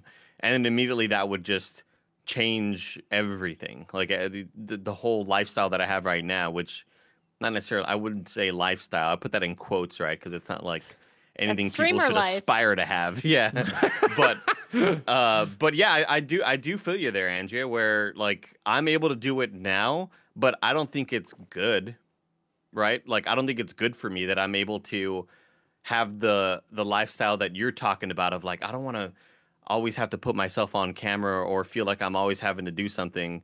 I think if you were to have that lifestyle and maybe you were single or whatever, it's not always the best thing. So like I think so many people out there struggle with, always wanting to be on camera, always wanting to create content and not miss out, and don't take 4 days off of streaming. Everybody's going to forget you, dude. Nobody's going to remember you. You're going to come back and nobody's going to give a shit. That's like the constant fear of a streamer or anybody who's making YouTube content. And having that added extra paranoia and anxiety that goes into that is just, you are constantly at war with yourself and with your brain, and it fucking sucks. And like, obviously, woe is me. Anybody would kill to be in the position that I'm in. Like, there's so many people in the audience. I'd be like, I would love to have that following. I would love to stream to that many people. So I don't want to act like, I have No, the but it's a worst really life or interesting anything like dichotomy, that. right? It's a really interesting Yeah. conversation of, like, I think, again, pandemic notwithstanding, which I think Right. obviously has changed so much of everybody's day to day, let alone opportunities and stuff. But I feel like, you're talking about since the silver lining in your breakup is, okay, I'll stream more or whatever. Like, I feel like, and you can correct me if I'm wrong, that was the silver lining for sure, and the healthy aspect of it, so that you have done this thing where you've built a following and you've put in the hard work that all this revolves around, so that when you do get a girlfriend, you are able to step away and stream less or stream in a different way, you know what I mean, whatever it would shake out to be, but still have already put in the hard work to get the following you have, to get the people to turn out to do the thing with you, right? Because even now, like, you can be inconsistent and say, oh, we did a billion shows today, I'm not going to be on tonight, or I'm going to have to work on art, or I have to watch and review stuff. And it's not like I guess you would tell me more than you could tell me. I'm extrapolating here, but your numbers the next day aren't down. It's not one of those things where you have such you don't have the fickle audience that is there because you're live. And if you're not there, you're going to suffer for a week as you try to build back up to it. But it's, I feel that. You have a very specific opportunity and time right now that I think you've taken advantage of. It sounds bad in a way, but like, you've taken advantage of it the way I would, you know what I mean? Where it's like, it's there's that part of me too, you know what I mean? Of like, I'm just in such a different place in my life, where if I had been your age, like, you know what I mean? If Twitch streaming had been a thing when I moved here 14 years ago, you bet your ass I would have been live every fucking night, being a dingbat out there and then telling people to go to IGN the next day. But like, so now there are those moments where it's like a new game is, or I'm just grinding something and it's like, man, it'd be cool to stream this, but it's like, I'd rather talk to Jen. And like, you know what I mean? Even when she goes to bed, I'm like, I have that moment still to this day, when she goes to bed, I'm like, all right, it's my video game time. Of like, should I stream? No, don't stream this. Why would I stream this? Let alone stream it, 4 feet from the wall that shares to our bedroom. So she has to hear me scream out here for another 4 hours, like she does all day, every day. Right. Like, it's a hard balance to strike right now, work life, let alone the fact that it's a pandemic and work life is all one giant glob that we're together with. And he's onto something, though. Significant others. Are they just getting in the way? They're holding back. Think about don't how many need great Austin Potter. Think about all the great streamers that could have been. That he, she, or they got married and just screwed it up. You know what I mean? Yeah. They what, wanted there's not- love and a life together. So many Unfortunate. dentists that could have been out there getting soggy 90s left and right. There's not a day that goes by that I don't think to myself, am I holding D back? That's just, you know what I mean? Am I holding my wife back? You are. And the answer, of course, is no. She just goes to bed whenever she wants to. She's not worried at all. Kevin It's pops good. in for God 2 bless her. seconds. Says you are. You are. And I want you to know, yeah, Jen just texted me, thank you for not streaming at night, which is also awesome because I was trying to be quiet during this podcast. I was so loud while we were streaming Orioration and screaming about Division that I was like, I'll try to keep it down for We this were podcast. laughing a lot. I can't we were do laughing anything. a lot. You know, we have fun out there, Andy. You just get out good. there. And You know what? I'm gonna say this right now. This is a fucking good ass podcast, dude. This is a good ass podcast. We haven't had a Good bad kind job, of funny everyone. podcast. We haven't so had far. one Don't all worry year, about it. dude. Yeah, exactly. No, we've been on a tear. We've had a couple weird ones though. Here we go. Here we go. We're getting a little weird. Here. You guys know the ones I'm talking about. Remember Where there's like a lull. apples? The apples. Oh my god, the wheezy laugh.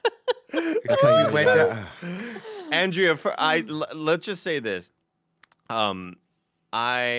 had a podcast where I told everybody how I was getting into eating apples, and I tried so desperately for people to hear the crunch of the apple, and it was never audible on the fucking microphone, and I don't know why. I think it was Discord's like noise suppression The technology. gate, yeah. Yeah, I don't even think it was the gate because it's loud Wait, enough. those waves have gates too, don't they? Like auto gates? No, but I don't think it's gate. I think how the mics or Discord tries to do echo cancellation and shit like that. If it hears Yeah. something that isn't necessarily your voice, it tries to cancel that out. And I thought they were fucking with me. And for like the first, I'm just like, all right, ready, everybody?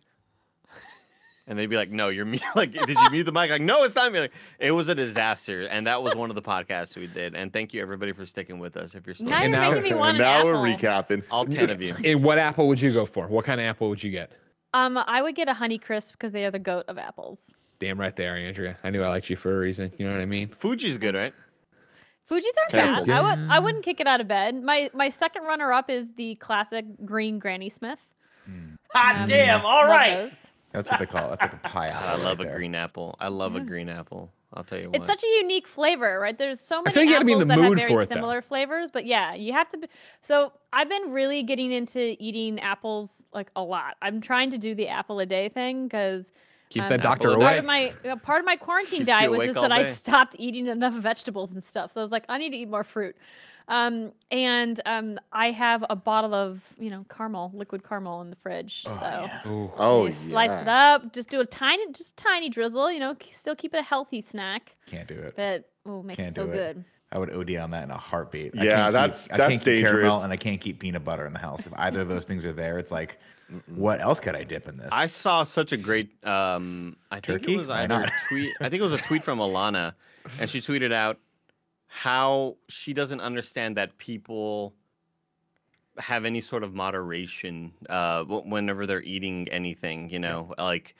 And I replied, I was like, I've never related so hard to this because I've told this story before, Andrea, but I would go to friends' houses, and it was always like my rich friend, and I'd open the pantry, and there would just be bags, like multiple bags of hot So much Cheetos, snacks. multiple bags of like Everything. chips, and I'm like, how is all this not gone? Like I would eat all this, I would eat the whole bag and it'd be done, and that's it, right? Like I don't know how it's still here. Why aren't we eating it right now? Like I don't know. It's wild. Dude, to me. you would come home and you would find me in the middle of the kitchen floor, Oh, Lord. laying down, not able to move anymore, but still There trying it to is, Kevin. lick the last little bit of like Cheeto into my mouth if I Good had that job, much stuff in my Kevin. house right now. Fantastic job. It was Joey. Joey did it. Oh, Joey put it in assets. Yeah. good job, Joe. No, last some kind night- of food completionist. I like it. Yeah, Last night Alana writes, so at what age should I expect to naturally learn to stop eating when I'm satisfied, rather than when I have devoured everything in front of me like some kind of food completionist? Because surely I can't be expected to be responsible for this. It's so true. I just always feel like shit when I'm, for example, Greg, guess what I did Hey. this weekend? You got some pizza. I pre-celebrated National Pizza Day, which I didn't know was going to be yesterday, but Sure. I pre-celebrated and got some Pasquales. Yeah, you did. You tried them all, not tried Pasquale's. Exactly. He's trying them on. Javier Vasquez. And I hadn't had them in ages, and it was the perfect pizza. Perfectly, like, just toasty. Everything Did you was just get phenomenal. some pepperoni? That's all you had? A little pep. Yeah, a little regular pep. yeah, little yeah. small one, though. It's a small size. Personal? But- Did you go for the personal pizza or the small? No, not the personal, the small. Okay. And I'm on slice 4, and I'm like, I could take out the other 2. Yeah, you know, like, 100%. I Been there. could do this. I shouldn't, right? Because I'm full right now. I feel fine.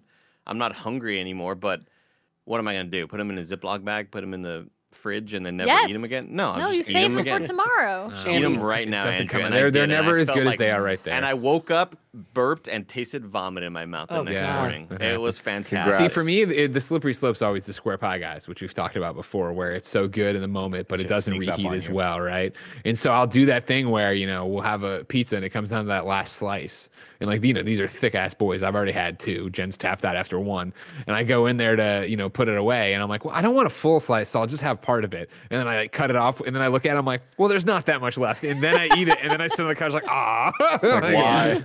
Why did I do this? I I did pushed this it. I thing shouldn't the have other pushed it. day where I went for pizza at one of my favorite places to walk to near my place. Urban Hike. Because they sell pizza that has all the toppings already on it. Unlike a lot of these places which I think is BS, where they just have individual slices of cheese and they go, what do you want? Pepperoni? Great. And they put the pepperoni on top and throw it in the oven, and then you take it out and it just falls off the Really? pizza. I've never seen that.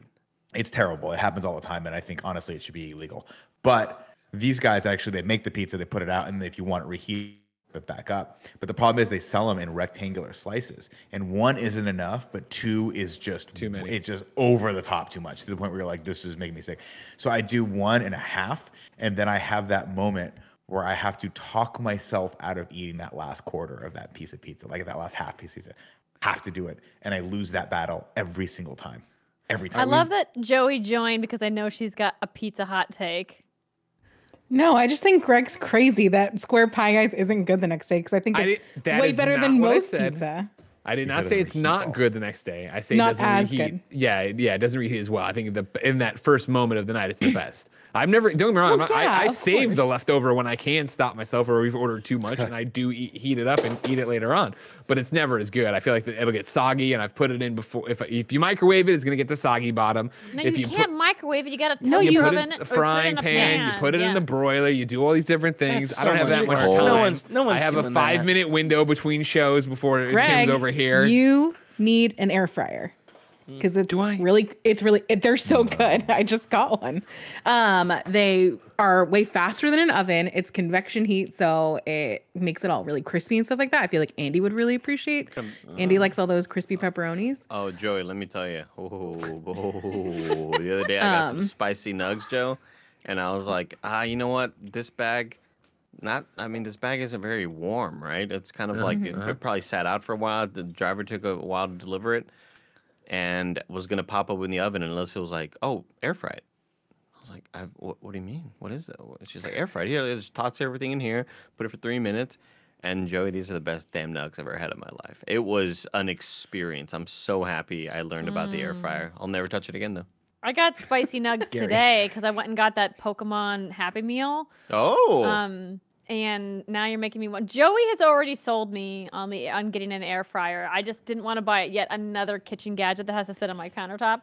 I agree, and I'm not usually for the like single-use kitchen appliances. Like they take up too much room, but the air fryer has been a game changer. Gary would have loved this too. Andrea, what was with the Pokemon meal? What'd you get gift-wise? Like, So we didn't price-wise? open the packs yet. So we're recording What's Good Games tonight for our Friday episode. And one of the stories that we are talking about is how the Pokemon Company made an official statement about how there's like a shortage of cards worldwide and what they're doing about it. And there was another story on Polygon about these McDonald's Happy Meals and how people are selling the packs on eBay because you can't just buy blind packs in stores because many stores are just sold out. But they're doing this special 50 card run for Happy Meals for the 25th anniversary for Pokemon. And so there's people lining up at McDonald's to like buy out the Happy Meals that they put out for each day. And there's also cases of clearly unopened McDonald's boxes of all of the toys that people are selling on eBay, which is like clearly coming from either the delivery driver or like a McDonald's employee. And so I was like, I wonder if my local Hamburglar. McDonald's here in the San Fernando Valley has these Pikachu commemorative Happy Meals in stock that have Pokemon cards in them. And sure enough, they did. So Starmer and I drove down there and we got ourselves some Happy Meals, and we're going to open them with Brittany on the show tonight. Did you call ahead? You can thank YouTube and Twitch for this, Yeah. man. Yeah. Yeah. Well, I mean, isn't Jake Paul the one who's buying up all kinds of crazy Pokemon Logan. cards? Oh, Logan Yeah, Paul. but yeah. I think it started before him, where I was watching other Twitch streamers opening packs up live, and then suddenly people that I know, contemporaries, were also buying up packs. I'm like, wow, Pokemon cards are really coming back in a big way. And It's not they're just not Pokemon. It's all cards. Baseball Trading cards cards, too. baseball cards, NFL ID, cards. ID cards, ID cards going real hot on eBay. Yeah. gift cards, Mhm. Yeah, bet you could sell yours for a lot of money. Tim, Cardi put your driver's B. license out there. Yeah. Cardi B. There we go, Greg. There I we got go. that. You know, Yeah. I thought I- Tim, have you gone and got one yet? Cardigans. No. I need to be out of this game the same way I'm out of Amiibos, where I'm just like, I can't start this shit. I did that when I was 8 in 1998. I can't be doing it now, especially when all these other fucking hooligans are out there doing it. Oh I'm my a completionist. I would need all of them, and it's like I'm not paying that much. Again, money for I'll these damn never cards. like. I can't believe I'm still friends with one of my best friends now, CP, who fucking sold me a goddamn scratched up goddamn. I think it was a Vaporeon, because we were trading cards. Substitute puts a movie on, you don't pay attention, and Sure. so we're just all trading cards in the dark. And he was like, "I'll trade you this or that." And I was like, "Oh fuck yeah, dude!" I got the holographic Vaporeon. It wasn't Vaporeon. It was something holographic in blue. The lights come back. I'm like, dude, this is scratch as fuck, dude. And he was like, too bad, man. I was like, oh, wow, man. wow. That's when you fight him on the Rules playground. the deal. I beat his ass to uppercut him into the sky. Damn, dude. Mm-hmm. Andrea, were you a troublemaker in school? Come on, Greg. Was I a troublemaker? Hell no, I wasn't. I was the biggest Andrew was rule like follower president around. of our class every freaking year. we were talking No, about I it was earlier. the one who reported the troublemaker. Oh, you're a tattletale. Oh, God. Andrea, Andrea, Blessing be, wouldn't like you. Andrea, Rules. be honest with me right here, Andrea. Okay, you have to be honest. Okay. If you walked into class and you did the homework, would you ask the teacher, "Are we supposed to turn in the homework now?" Were you that person? Wouldn't I just already turn it in though? Knowing that Yeah, we were but there's supposed the to? need to be the one that has credit in front of everyone. That's like, I'm it's getting also- you motherfuckers in trouble that didn't do it. Yeah. Oh AKA yeah, the for me and sure. I Andes. was that person. Oh, 100%. of course, I knew it. I knew it. I can imagine being in class with Andrea and like me and Tim walking and be like, "Hey, did you do the essay?" Nah, dude, fuck.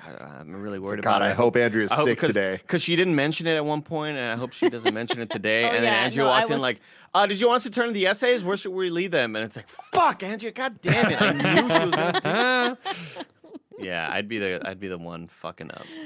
Yeah, I no, was I always that took one. great pride in school. I loved school. School was difficult for me, but I put a lot of work into it. And obviously, as a young person, I didn't realize that I was not making any friends. So, it took some time, but I learned the error of my ways and was like, okay, I get it now. My bad, guys. You do you, but I'm still going to be number one in the class, and I will sell you out if it means I have to. So. Did you relate to Miranda Cosgrove in School of Rock? Gosh, I haven't Wow, watched that what in a forever. pinpointed fucking reference. I How do honestly you don't even remember. do that? I thought you were gonna try to bring somebody in from Big Mouth. I don't know. That's just what I've been watching. I don't even know. I love that show. I don't know the characters' names. You're like, Because I do don't you know remember? why. Do you remember this character from the seminal Jack Black film, School of Good Rock? movie, phenomenal movie. Anyway, Miranda Cosgrove was kind of that. She was like the teacher's pet. So and so, I don't think they did their homework. That sort of thing. Oh no, I never did that. I was never vindictive. Like I never went out of my way to get somebody in trouble just to spite them. Like that's not my bag. Never has been. But I always wanted to make sure that the teacher knew that I did a lot of work. And it's funny because I saw Demetrius in chat say, "Will you accept my 9 pages for the essay? I know you only said 5." That definitely my was me though. I God. definitely did that. Oh my god, it was perfect. God, that made me cringe in the worst Yeah. ways. Where it's like I can hear Like the girl oh, from man. high school that I did that. I did 3.5 pages, and it's like 4 spaced, 5 spaced. Like, Dude, I was periods going are, to, like, yep, font changing the sized up. periods. Yep. yeah. That's so funny. The line breaks that make no sense. Like, why are you ending the paragraph there? It's not a natural paragraph break. Trying just to drag it out, Yeah. drag it out. I hear you. Yeah. Andrea, I didn't specifically ask you, but I assume you're down to stick around for our Patreon post show, aren't you? Of course. Okay, before we end the real show, though, we turn to Twitter, where Mike Glynn wrote in to me on Twitter Mister. and said, "Can we get a special moment for Andrea and Kevin? The lad clearly misses her." So I'm gonna outro, and then you guys can talk, and then whenever you're ready to end, Kevin, you can kick it to the post show. But ladies and gentlemen, this has been the Kind of Funny podcast each and every week. 4, sometimes 5 best friends gather around these microphones twice a week, bullshitting around about whatever it is they care about. You like that, so you go to patreon.com/kindoffunny. You can give us your questions. You can watch the show live as we record it, like Nat Vu is, the Lou is, Omega Buster is, DJ Kento is. Of course, you get the show ad free, and you can get it with the post show we're about to do, all on patreon.com/kindoffunny. But if you got no bucks to toss our way, it's no big deal. You can go to youtube.com/kindoffunny, roosterteeth.com, and podcast services around the globe twice a week to get a brand spanking new episode. Now, for Mike, can we get a special moment for Andrea and Kevin to catch up? The lad clearly misses her. She said that she wouldn't like stop talking with us and that she'd still be around, but I don't know what's going on in her life, you know? I don't know what's up. She seems busy, and that's cool. I miss you. Kevin, I miss you too. Now Imran's leaving. It's all happening again. Why do I make friends with the fucking part-timers, huh? Why? Yeah. Why are you guys so damn cool? And then you all just leave. You leave. Oh, Kevin. Was that a cry sound effect? That was a cry sound effect. Yeah. Let's play video games. I don't play Fortnite, though, but we could play other things. What are you playing right Andrea, here's the thing. He's been dragging his feet forever. He's willing to finish the New York stuff in Division to come join us. Let's do it. Let's just drag him through Warlords. We'll drag him through Warlords. Are you playing... Ooh, I always forget this game's name. Borderlands? Borderlands, yeah. So I was actually just talking with Joey about that. Yeah, you were. She told me she re-rolled a character, and I never got was very like, far. oh man. You know? I didn't actually spend as much time as I wanted to finishing Borderlands 3 because it came out right when I was moving here to Los Angeles. Sure. So it was tough for me to play it. Guys, I'm down. I re-rolled a character literally on Monday night. I'm starting from the beginning. Oh, Sorry, I don't know why. No, I also No, have she's you really loud for me sorry. too. She's loud for me too. Oh. Well, I don't know. I don't know how. Joey, to stop yelling. Just use that user volume slider. It's your friend. Oh, there he goes. Yeah, but I'm just saying I just re-rolled a new character. I'm like level 4, so if we want to do this, we could do this. I'm all in. I'm ready. I'll play it Let me know when you get the DLCs. I want to do the tonight DLCs. at 8. But again, Division. Okay. And Joey, you could come play the Division with us. 8:30. 8:45. I was talking to Kevin about this last night. I did momentarily think about it, but then I was trying to get her to go. And then what happened? What happened? and then Jacob asked me if I wanted to play Borderlands 3 from the beginning, and I Jacob's said, pretty that cool. sounds better. All right, yeah, I do like So- Jacob. That's a good thing. I'm still gonna get you a code, Joey. All right. Okay. All right. I now feel it's like time for that's the post biggest show. hurt.